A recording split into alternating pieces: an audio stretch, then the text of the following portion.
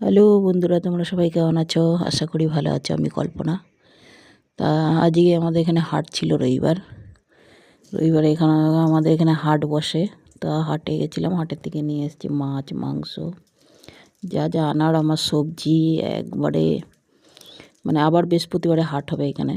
তা মাংস নিয়ে এসেছি 500, বেশি আনি না, 500ই খেয়ে পারে না কেউ আমাদের বাড়িতে, 3টি লোক।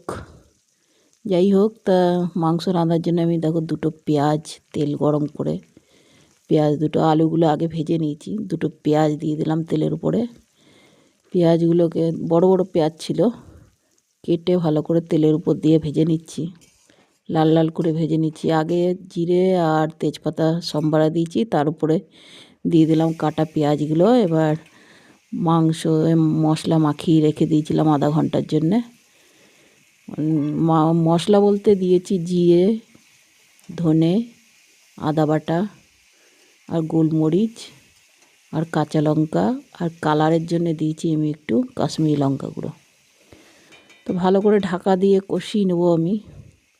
কষানোতেই মাংস রান্না হয়ে যাবে অর্ধেকের বেশি, খালি কোনো রকম ঝোলটা দিয়ে একটু টকবক করে ফুটিয়ে নেবো, ব্যাস।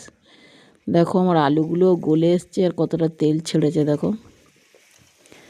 মাংস আমি অত বেশি খেতে ভালোবাসি না, বা ঘরের লোকরা খায়, ওদের জন্যে আনতে হয়। মাংসর যে বাটিতে মাংসটা মাখিয়ে রেখেছিলাম, সেই বাটিটা ধুয়ে একটু দিয়ে দিলাম জল, মানে গামলাটা। আর জল আমি একদম মাখা মাখা দেবো, কেননা পোলট্রির মুরগির মাংসতে ঝোল বেশি খেতে ভালো লাগে না। তা একটা আলু দেখে নিলাম, দেখো আমার কষানোতেই আলু সব গলে গেছে। 4টে আলু দিয়েছিলাম, আলুটা গলে গেছে, মানে একটু ফুটিয়ে এবার নামিয়ে নিলেই হবে। গরম মশলা ধনে পাতা দিয়ে নামিয়ে নেব।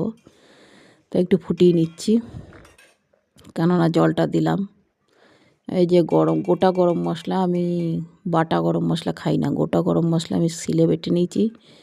নামানোর সময় দিয়ে দিচ্ছি ধনে পাতা আর গরম মশলা দিয়ে এবার নামিয়ে নেব একটু নেড়ে চেড়ে, ব্যাস। আর কিছু দেওয়ার নেই আমার। মশলা দিয়ে মাখিয়ে রেখেছিলাম মাংসটাকে, ভালো করে কষিয়েও নিলাম লাল লাল করে। এবার ফুটে গেছে। এবার দেখো জলটা আমি এইটুকুই রাখি, কেননা ঝোল বেশি খেতে চায় না মাংস হয়ে গেলে। এবার নামিয়ে নেব।